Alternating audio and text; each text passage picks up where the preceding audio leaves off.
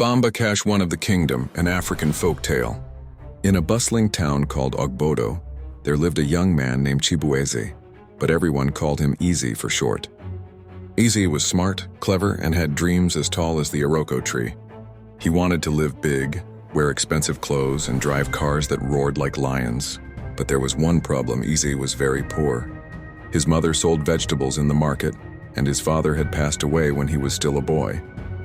One evening, while sitting under the big mango tree near the village square, his old school friend Jadena walked up to him. Jadena wore shiny shoes, gold chains that sparkled like the morning sun, and a designer shirt. He carried himself like a king. "Easy, why are you still suffering here?" Jadena asked with a sly smile. Easy sighed.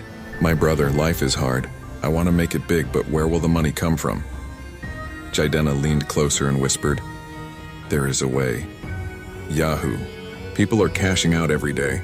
You just need a laptop, a little internet, and sweet mouth. I can show you." At first, Eze was afraid. He had heard that such things were dangerous. But the hunger in his stomach and the dream in his heart were louder than his fear, so he agreed. For weeks, Jadena taught Eze how to scam people online. They called it catching maga. Eze learned fast, too fast. But no matter how hard he worked, big money didn't come. He complained to Jadena.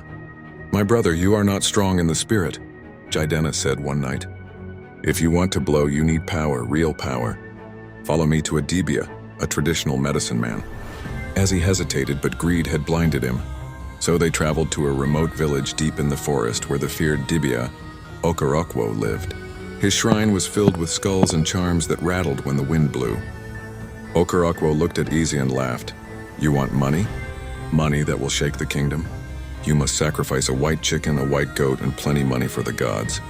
Easy agreed. The next day, he bought the animals and cash, and the ritual was done. The dibia gave him a charm wrapped in red cloth. "As long as you feed the gods every month, wealth will never leave your house," Okorokwo warned. From that day, Eze's life changed like magic. Dollars started flowing into his accounts. He became the king of Yahoo in the land. He bought a big duplex painted white like the feathers of a dove. He drove expensive cars, Benz, Range Rover, and even a G-Wagon that roared like thunder.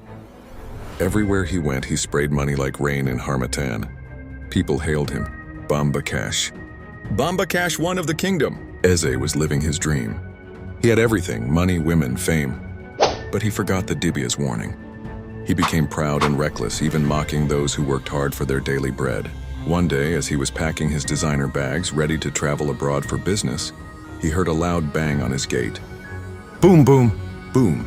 Before he could blink, the police stormed in. FCC anti-fraud unit. They arrested Easy and all his friends. His cars, houses, and money were seized. The whole town gathered to watch as their once great Bamba Cash was dragged away in handcuffs. People whispered, "The gods have punished him." Others said, "Fast money ends fast."